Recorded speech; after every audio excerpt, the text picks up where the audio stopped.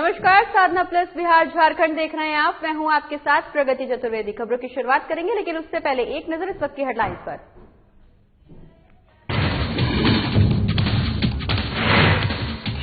77 साल के हुए जेएमएम अध्यक्ष शिबू सोरेन। शिबू सोरेन के जीवन पर आधारित 3 किताबों का हुआ विमोचन। अनुज कुमार सिन्हा ने लिखी तीनों किताबें। बिहार शरीफ के गढ़ पर पहुंचे मुख्यमंत्री नीतीश कुमार। ठाकुर श्याम के आवास पर श्राद्ध कर्म में हुए शामिल। दिवंगत नेता को सीएम नीतीश कुमार ने दी श्रद्धांजलि। नालंदा पहुंची उप मुख्यमंत्री Renu Devi. Pawapuri readymade garments collector का किया निरीक्षण। कहा, सरकार करवा रही रोजगार मुहैया।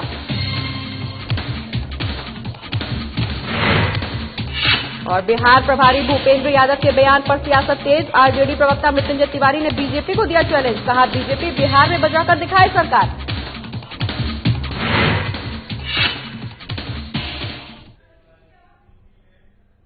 चलिए खबरों की शुरुआत करेंगे, जहां आज जेएमएम अध्यक्ष शिबू सोरेन का 77वां जन्मदिवस मनाया गया। जहां इस जन्मदिवस के मौके पर झारखंड के मुख्यमंत्री और उनके बेटे हेमंत सोरेन के साथ मिलकर शिबू सोरेन ने जन्मदिन का केक काटा।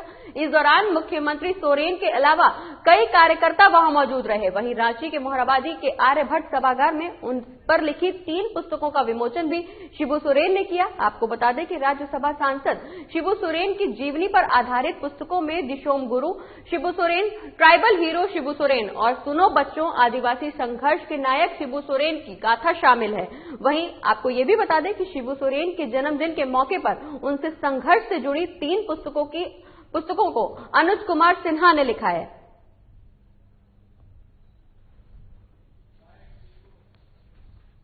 जो सोशल उनके सामने लगा तो महाजन से था, मैंने जो भी खेती करे वो महाजन का होगा, चाहे वो अपना खेत पे करे या दूसरे खेत पे करे, यार खेत भी सब महाजन का है।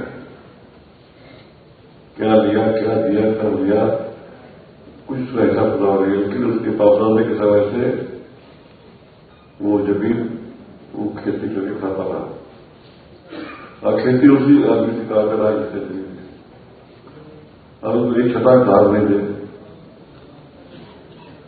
खलियान से ही उसका वाजन अपना करते घर लग जाए। ये सब चीज बहुत जगह के रूप से फायदा होता है। करीब 90% आदमी गांव के लोग जो मजदूरी खेती करके खाते हैं, जिसका वो खेत कहता है, इनसे हमारा जमीन थोड़ा बहुत जरूर है, 72 रुपये जमीन जरूर है और 100 रुपये जमीन इस प्रकार से आदिवासी बच्चों को 100 रुपये जमीन जगह सुना है, लेकिन महाजन की जरूरत है। क्या दिया बहुत बड़ा बाप क्या है, बड़ा बाप दिया था उसी का आशीर्वाद है। वो तो मेरा बाप की जमाने में जितना नहीं हुआ, उसके बाद उसके बेटे की जमाने में जितना नहीं हुआ, उसके बाद तीसरा पीढ़ी जो आ रहा है, यानी कभी भी जितना नहीं होता। ऐसा हाथ में हम लोगों को जुटाया रामोला भाई उनको, पीछे हटेगा नहीं, राय तो हम छिड़ेंगे ही और राय तो घरों में जीत होगी, लेकिन महाजन का इतना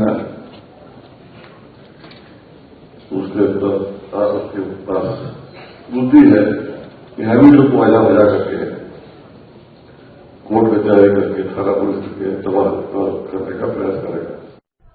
और कोरोना वैक्सीन को लेकर प्रधानमंत्री नरेंद्र मोदी लगातार सक्रिय नजर आ रहे हैं। इसी के चलते प्रधानमंत्री नरेंद्र मोदी ने आज तमाम राज्यों के मुख्यमंत्री के साथ वीडियो कॉन्फ्रेंसिंग के जरिए समीक्षा बैठक की।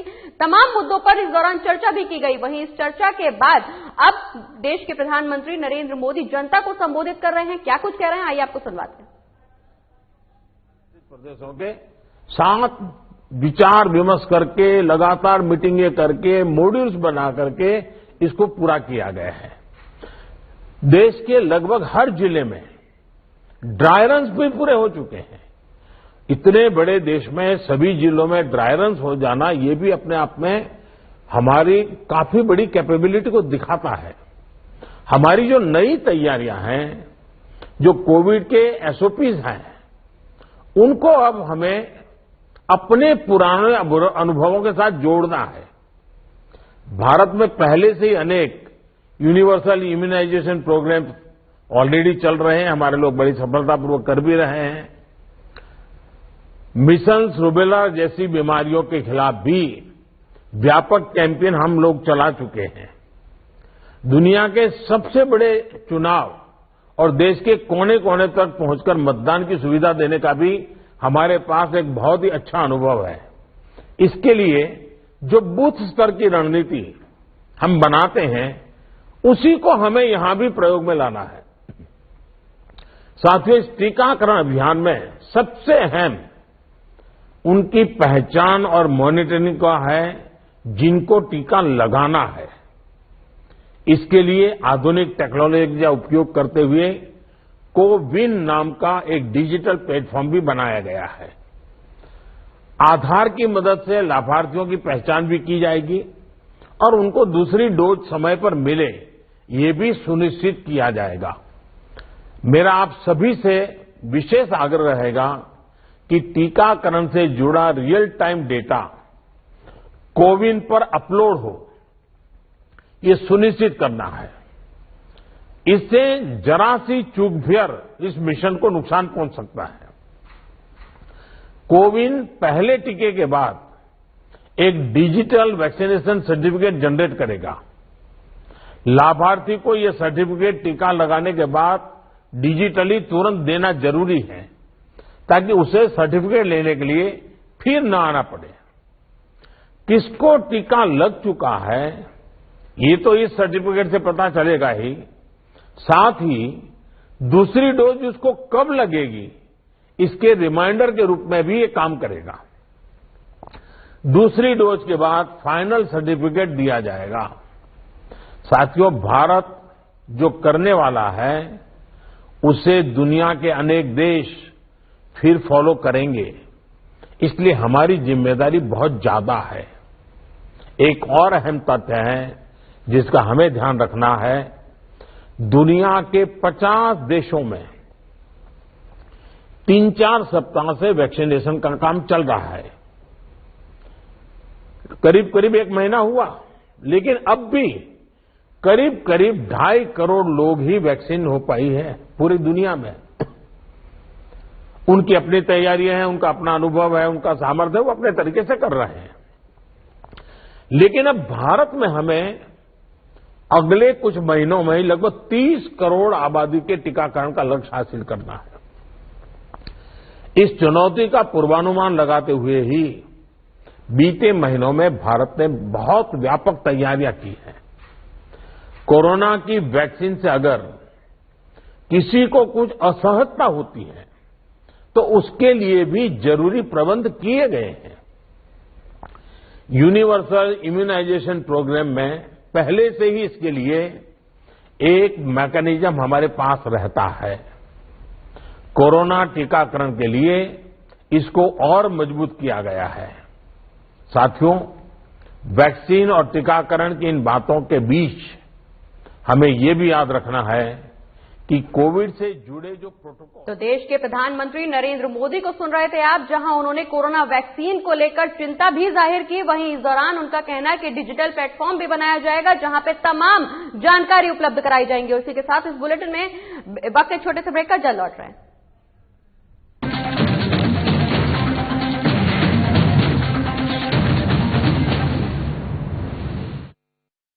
मैं हेमंत सोरेन सत्यनिष्ठा से प्रतिज्ञान करता हूं कि मैं विधि द्वारा स्थापित भारत के संविधान के प्रति सच्ची श्रद्धा और निष्ठा रखूंगा। शपथ ग्रहण के कुछ घंटे बाद ही मंत्रिपरिषद की बैठक और जिस पत्थलगड़ी ने राज्य को अशांत कर रखा था, उसका समाधान हुआ। हजारों ग्रामीणों पर दर्ज प्राथमिकी वापस लेने का आदेश जारी। महिलाओं के खिलाफ हुए अपराध की त्वरित सुनवाई के लिए 22 फास्ट ट्रैक कोर्ट के गठन को मंजूरी। गरीबों के असाध्य रोगों के बेहतर इलाज हेतु 5 लाख तक की सरकारी मदद को अमली जामा पहनाया गया। जरूरतमंदों को भोजन उपलब्ध कराने के लिए 6,595 मुख्यमंत्री दीदी किचन, मुख्यमंत्री विशेष किचन, 1,300 दाल भात केंद्र, राज्य भर के अस्पतालों में isolation ward, Covid ward, oxygen युक्त बेड, आईसीयू, वेंटिलेटर और संक्रमण के जांच की व्यवस्था हुई। अब जरूरत थी प्रवासी श्रमिकों को वापस लाने की। देश में सबसे पहले यहीं से पहल हुई और 484 श्रमिक एयरलिफ्ट 8.50 लाख श्रमिक भाइयों को श्रमिक स्पेशल ट्रेन से वापस लाया गया। 25 करोड़ मानव दिवस का सृजन एवं 20,000 करोड़ पारिश्रमिक देने के लक्ष्य के साथ योजना लागू की गई। श्रमिकों की मेहनत को सम्मान प्राप्ति के लिए बीआरओ से एमओयू हुआ और देश की सीमा पर सड़क निर्माण में संलग्न हुए। झारखंड की भावना को प्रतिबिंबित करने वाले राज्य के नए प्रतीक चिन्ह का अनावरण हुआ।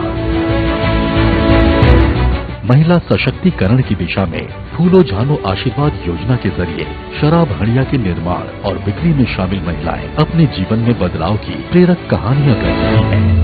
26,000 सखी मंडल की बहनों को बैंक लिंकेज के माध्यम से 370 करोड़ एवं 111 कुशल नर्स को देश के बड़े अस्पतालों में नियुक्त किया गया। इस कड़ी को और सशक्त करते हुए 22 युवतियों को कपड़ा उद्योग में नौकरी दी गई। खेल के क्षेत्र में विश्व भर में परचम लहराने वाले झारखंड को 20 साल बाद 24 जिला खेल पदाधिकारी मिले, उनकी नियुक्ति सुनिश्चित हुई। इस तरह झारखंड अपने सीमित संसाधनों के साथ विकास के सभी सोपान तय कर रहा है ताकि राज्य की समृद्धि एवं समावेशी विकास की परिकल्पना को साकार किया जा सके।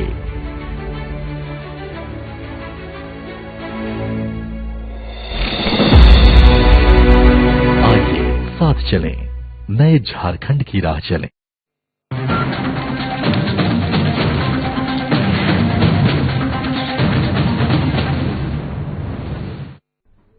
तो कोविड-19 की वैक्सीन को लेकर लगातार प्रधानमंत्री मोदी समीक्षा कर रहे हैं। समीक्षा बैठक इस दौरान तमाम राज्यों के मुख्यमंत्री के साथ की, वहीं देश को संबोधित करते हुए नजर आ रहे हैं प्रधानमंत्री नरेंद्र मोदी। एक बार आपको फिर से लिए चलते हैं नरेंद्र मोदी के पास, जहां वो क्या कुछ कह रहे हैं, जनता के द्वारा जनता को दे रहे हैं अपना संबोधन, क्या कुछ कह रहे हैं, आइए आपको सुनवाते हैं। उस समय जरा विस्तार से भी बात करेंगे और तब तक कुछ नई वैक्सीन आ जाए तो उसको भी हम संज्ञान में लेकर के आगे की अपनी रणनीति बनाएंगे। बहुत बहुत धन्यवाद आप सबका।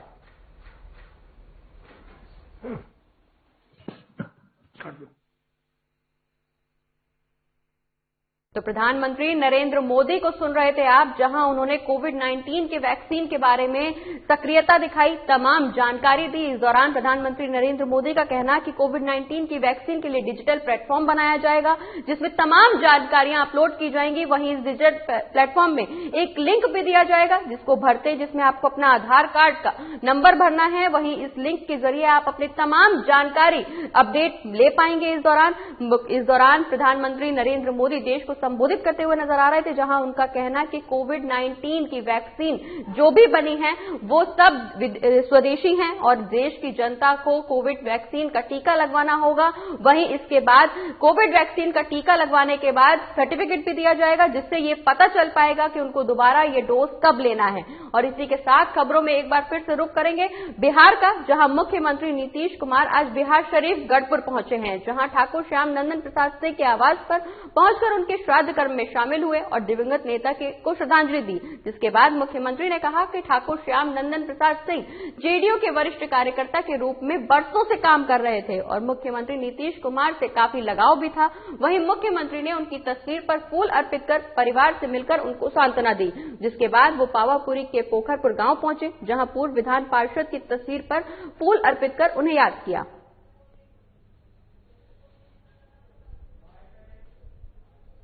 क्योंकि वो हमारे गार्जियन हैं पिताजी के जाने के बाद, पहले भी थे अब और ज्यादा है।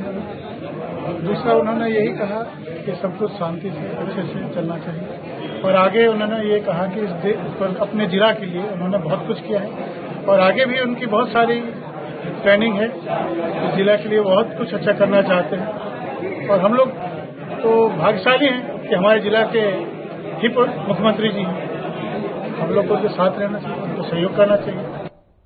और बिहार की उप मुख्यमंत्री रेणु देवी ने दीपनगर थाना क्षेत्र के महनौर में पावापुरी रेडीमेड गारमेंट कलेक्टर का निरीक्षण किया। इस दौरान गारमेंट्स की तारीफ की और कहा कि लॉकडाउन में जो भी मजदूर बाहर से बिहार आए हैं उन्हें सरकार रोजगार मुहैया करा रही है, जिससे वो दोबारा नौकरी की तलाश में दूसरे प्रदेश नहीं भटके। इसी के साथ उन्होंने ये भी कहा कि हम लोगों की मंशा है कि लोग अपने ही घर में खुद मालिक बनकर काम करें और अपने परिवार का भरण पोषण करें। यही वजह है कि हम लोग जगह जगह क्लस्टर का निर्माण करा रहे हैं, जिससे लोग समूह बनाकर काम कर सकेंगे। वहीं इस दौरान उन्होंने ये भी कहा कि आने वाले दिनों में यहां के बने कपड़े दूसरे प्रदेश में भी दिखेंगे। इसके लिए मार्केटिंग की व्यवस्था भी की जा रही है। कार्यकर्ता भी हूँ और हमारा बिहार कैसे विकास करे, कैसे विकसित हो और कैसे अपने लोगों को ज्यादा से ज्यादा जोड़ सके, इसके लिए हम लोग हमारी सरकार का भी काम कर रही है।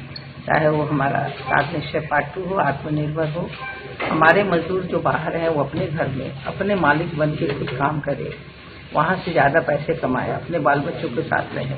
इसलिए हम लोग चाहते हैं कि हमारा हब बने। और आज मुझे बहुत अच्छा लगा कि पावापुरी गवर्नमेंट नाम से जो यहाँ पर हमारे जो मजदूर आए थे, अप्रवासी मजदूरों को लेके जिस तरह से काम यहाँ चल रहा है, उसको और बढ़ाने के लिए हम कोशिश करते हैं। और इसी के साथ खबरों का सिलसिला लगातार आगे भी जारी रहेगा, लेकिन फिलहाल वक्त एक छोटे से ब्रेक का। जल्द लौट रहे हैं।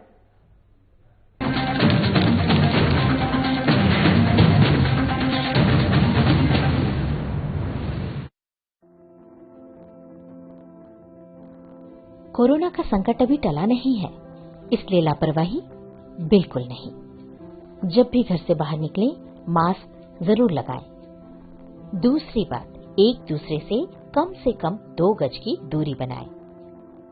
और तीसरा, अपने हाथों को साबुन से अच्छी तरह बार बार धोएं। यदि हम इन सभी मुख्य बातों पर अमल कर लें तो कोरोना वायरस के संक्रमण से बच सकते हैं और हमारा राज्य कोरोना मुक्त हो सकता है। मेरे प्यारे झारखंड वासियों, कोरोना का जंग अभी जारी है। हम और आप मिलकर ही इस जंग को जीत सकते हैं। इसलिए सरकार द्वारा दिए जा रहे निर्देशों का पालन करें और विश्वास रखें, हम और आप मिलकर जरूर इस जंग को जीतेंगे। सूचना एवं जनसंपर्क विभाग, झारखंड सरकार द्वारा जनहित में प्रसारित।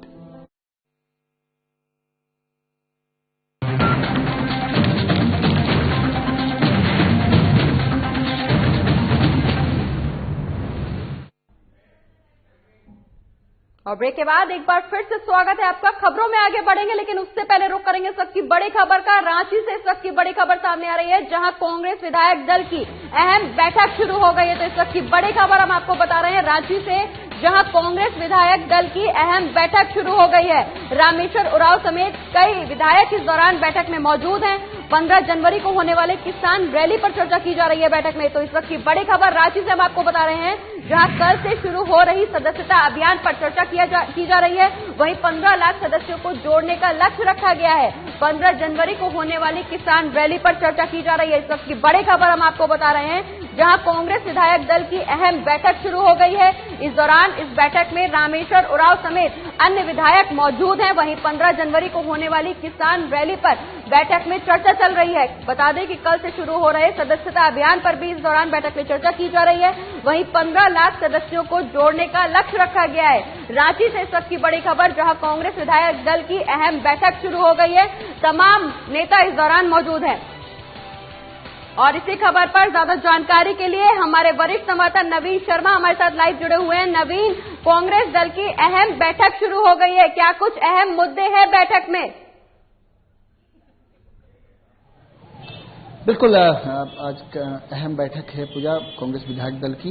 देखिए, 15 तारीख को कांग्रेस जो है रांची के मोरहाबादी मैदान से एक बड़ी रैली, किसान रैली का आयोजन करने जा रही है। दरअसल एक साल में सरकार के पास उपलब्धियां गिनाने की अगर बात की जाए तो किसानों के क्षेत्र में जो है जो काम हुए हैं, कांग्रेस के मंत्री हैं वर्तमान में बादल पत्रलेख, और उन्होंने जो किसानों के लिए जो कुछ किया है, चाहे वो ऋण माफी की बात हो या फिर फसल बीमा योजना हो या फिर पशुधन योजना हो, इन तमाम चीजों को लेकर के किसानों के परिप्रेक्ष्य में ये तमाम काम जो है वो किया गया है। इसके अलावा अगर बात करें तो मोरहाबादी में जो किसान रैली हो रहा है, ये रैली को मोरहाबादी से राजभवन तक मार्च किया जाएगा। कांग्रेस के तमाम विधायक, नेता, कार्यकर्ता, मंत्री पूरे प्रदेश भर से जो है इस किसान रैली में शामिल होंगे। स्थानीय जो है इसमें किसान भी शामिल होंगे। तो निश्चित तौर पर एक बड़ी रैली कांग्रेस की तरफ से आयोजन की जा रही है 15 जनवरी को। उसी को लेकर के जो विधायक दल की बैठक है उसमें अहम चर्चा है। दूसरी अगर मैं बात करूं तो कल रामगढ़ से जो है कांग्रेस में सदस्यता अभियान की शुरुआत हो रही है। और इस बार जो झारखंड कांग्रेस की बात करें तो इस बार झारखंड कांग्रेस कमेटी ने तकरीबन 15 लाख सदस्यों को जोड़ने का लक्ष्य रखा है। शुरुआत रामगढ़ से हो रही है और कल यानी 12 जनवरी से इसकी शुरुआत हो रही है। तो इस विषय पर भी चर्चा होनी है। और सबसे महत्वपूर्ण विषय है कि जो 15 तारीख को किसान रैली होना है, इस रैली में पूरे प्रदेश भर से कांग्रेस के तमाम कार्यकर्ता, नेता, जो मंत्री, विधायक, तमाम लोग जो हैं वो मौजूद रहेंगे। बिल्कुल नवीन, जैसा कि आपने बताया कि 15 जनवरी को होने वाली किसान रैली पर चर्चा की जा रही है। इस दौरान 15 लाख सदस्यों को जोड़ने का लक्ष्य भी रखा गया है। तो किन मुद्दों को लेकर जनता के बीच जाएगी कांग्रेस? देखिए, इस वक्त चूंकि बैठक चल रही है, मुद्दे क्या कुछ होंगे, चूंकि एक तरफ तो केंद्र में किसानों को लेकर के एक बड़ा एक आंदोलन हो रहा है। कांग्रेस उस आंदोलन को समर्थन कर रही है। आज उसमें सुप्रीम कोर्ट ने केंद्र सरकार को फटकार भी लगाई है उस मामले पर। और लगातार कांग्रेस जो है इस आंदोलन को समर्थन कर रही है। देश से लेकर के तमाम राज्यों में, झारखंड में भी इस तरह के आंदोलनों को जो है उन्होंने समर्थन किया है। दूसरी बात मैं बताऊं तो जो सरकार कांग्रेस की जो सरकार है, कांग्रेस और जेएमएम की, उसमें कांग्रेस की तरफ से जो किसानों के लिए कामकाज किए जा रहे हैं, इन तमाम चीजों को लेकर के किसानों के समक्ष जो है ये उपलब्धियां भी कहीं न कहीं गिनवाई जाएगी। और दूसरी बात, जो आंदोलन किसान जो कर रहे हैं पूरे देश में, उस आंदोलन को भी जो है कहीं न कहीं एक बल देने की कोशिश होगी, आवाज देने की कोशिश होगी। दूसरी तरफ राज्य सरकार राज्य सरकार जो काम किसानों के लिए कर रही है, इन विषयों पर भी चर्चा होनी। देखिए, अगर बैठक की बात करें तो आपने देखा होगा प्रदीप महतो जो हैं वो शामिल हैं, रामगढ़ विधायक इसमें शामिल है, तमाम जो चारों मंत्री, आप कृषि मंत्री बादल पत्रलेख, रामेश्वर उरांव, इधर विधायक दल के जो नेता हैं वो मौजूद हैं, आलमगीर आलम साहब, और साथ में जो है स्वास्थ्य मंत्री बन्ना गुप्ता मौजूद हैं। हालांकि अगर इरफान अंसारी की बात करें तो विधायक इरफान अंसारी मौजूद है। 2 विधायक अभी फिलहाल जो है बैठक में मौजूद नहीं है। दीपिका पांडे जो है वो मौजूद नहीं है। और जो बिल्कुल नवीन, तमाम नेता इस दौरान मौजूद हैं बैठक में। इस दौरान कल से सदस्यता अभियान भी शुरू हो रहा है। सदस्यता अभियान को लेकर के क्या कुछ तैयारियां हैं? देखिए, 15 लाख सदस्य जोड़ने का लक्ष्य रखा गया है। तो कांग्रेस कहीं न कहीं अपने आप को झारखंड में एक मजबूत स्थिति लाने की कोशिश करेगा निश्चित तौर पे। और कार्यकर्ताओं में कहीं न कहीं एक जोश, एक उबाल जो है वो जरूर फूंकने का कोशिश करेगा। क्योंकि आपने देखा होगा कि सरकार में अगर पार्टी सरकार में रहती है तो जो कार्यकर्ता होते हैं उनमें जोश होता है। बिल्कुल, तो कहीं न कहीं ये शुरुआत अब कल से होने जा रही है। जो लक्ष्य रखा गया है 15 लाख सदस्यों को जोड़ने का, तो ये लक्ष्य जो है कांग्रेस प्राप्त करेगा और इस चीज पर भी डिस्कस होना है। लेकिन इन सब के बीच सबसे बड़ी बात की, जो कांग्रेस के पुराने नेता कार्यकर्ता हैं उनके कांग्रेस में वापस आने की भी सुगबुगाहट इसके साथ जरूर शुरू हो गई है। 15 तारीख तक कांग्रेस के कई पुराने जो विधायक रहे हैं, जो आप सुखदेव भगत की बात करें, उनके भी आने की कवायद चल रही है। इधर जो है डॉक्टर अजय कुमार पूर्व कांग्रेस अध्यक्ष, वो भी कांग्रेस में शामिल हो गए हैं। तो ये तमाम लोग कहीं न कहीं जो है एक बार सक्रिय भूमिका में कांग्रेस में प्रवेश कर सकते हैं। सदस्यता अभियान की शुरुआत भी हो रही है। कांग्रेस अपने आप को मजबूत करने की कवायद जो है वो जो है अब तेज करती हुई दिख रही है। लेकिन आज की अगर विधायक दल की बैठक की बात करें तो 2 विधायक अभी बैठक में मौजूद नहीं है। जयमंगल सिंह और दीपिका पांडे बैठक में मौजूद नहीं है, दोनों ही बाहर हैं, इस वजह से बैठक में मौजूद नहीं है। लेकिन इसके अलावा तमाम विधायक और चारों मंत्री बैठक में मौजूद हैं। चीजों पर गहन चिंतन मनन हो रहा है, किस टारगेट्स क्या होंगे, कैसे पूरे होंगे। जो 15 तारीख का जो रैली है, मार्च है, इस रैली को कैसे सफल करेगी कांग्रेस, इन तमाम चीजों को लेकर के चर्चा हो रही है। बिल्कुल बिल्कुल नवीन, बहुत बहुत शुक्रिया नवीन, ये तमाम जानकारी हमारे दर्शकों तक पहुंचाने के लिए। खबरों में आगे बढ़ेंगे, जहां बीजेपी के बिहार प्रभारी भूपेंद्र यादव इन दिनों बिहार दौरे पर हैं, जहां एक सेमिनार में भूपेंद्र यादव ने बड़ा बयान देते हुए कहा कि खरवास के बाद आरजेडी में बड़ी टूट होने वाली है। भूपेंद्र यादव के इस बयान पर आरजेडी ने अपनी प्रतिक्रिया दी है। पार्टी प्रवक्ता मृत्युंजय तिवारी ने कहा कि बीजेपी के इस गीदड़ भभकी से हम डरने वाले नहीं हैं। वहीं मृत्युंजय तिवारी ने बीजेपी को चैलेंज दिया है, अगर बीजेपी को बिहार में सरकार बचानी है तो बचा कर दिखाए, ये हमारी खुली चुनौती है। आरजेडी को तोड़ने का सपना उनका सपना ही रह जाएगा। बीजेपी के बिहार के प्रभारी आदरणीय श्री भूपेंद्र यादव जी कह रहे हैं कि खरमास के बाद आरजेडी को बचा सके तो बचा ले, आरजेडी को बर्बाद कर देंगे। ये गीदड़ भपची से आरजेडी का बाल भी बांका होने वाला नहीं है। अगर हमारी चुनौती है, अगर बिहार में सरकार बचा सके भाजपा तो बचा के दिखा दे। और अब बात राजधानी पटना की, जहां आज से ठीक 5 दिन बाद 16 जनवरी को 16 जगहों पर कोरोना का टीका दिया जाएगा, जो कि 16 अस्पतालों में दिया जाएगा, जिसकी तैयारियां भी पूरी कर ली गई हैं। आपको बता दें कि 16 अस्पतालों में पीएमसीएच, एनएमसीएच, आईजीआईएमएस के अलावा 3 निजी अस्पताल, 3 अनुमंडलीय अस्पताल, वहीं 5 सामुदायिक स्वास्थ्य केंद्र और 2 पीएचसी शामिल हैं। निजी अस्पतालों में कोरोना वैक्सीन देने के लिए पारस रूबन और बिग अस्पताल को चुना गया है। वहीं 16 तारीख को जिन स्वास्थ्य कर्मियों को वैक्सीन दी जानी है, उनको 2 दिन पहले वैक्सीन देने की जगह और समय की जानकारी मिल जाएगी। वहीं अब तक पटना में 36,000 से ज्यादा स्वास्थ्य कर्मियों ने अपना रजिस्ट्रेशन करवा लिया है।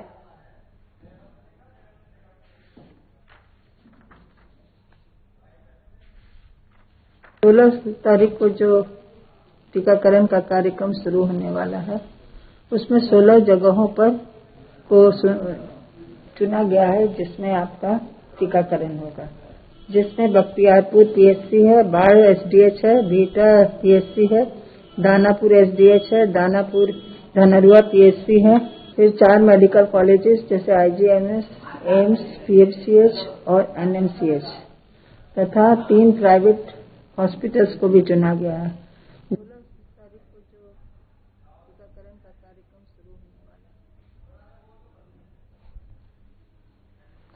तो राजधानी पटना में 16 जनवरी को 16 जगहों पर कोरोना का टीका लगाया जाना है। बता दें कि ये टीका 16 अस्पतालों में लगाया जाएगा, जिसके लिए सभी तैयारियां पूरी कर ली गई हैं। वहीं 36,000 से ज्यादा स्वास्थ्य कर्मियों ने इस दौरान रजिस्ट्रेशन भी करवा लिया है। आपको बता दें कि जिन लोगों को कोरोना का टीका लगना है, उनको वैक्सीन देने की जगह और समय की जानकारी 2 दिन पहले मिल जाएगी। और इसी के साथ इस बुलेटिन में फिलहाल इतना ही। आप देखते रहिए साधना प्लस बिहार झारखंड। नमस्कार।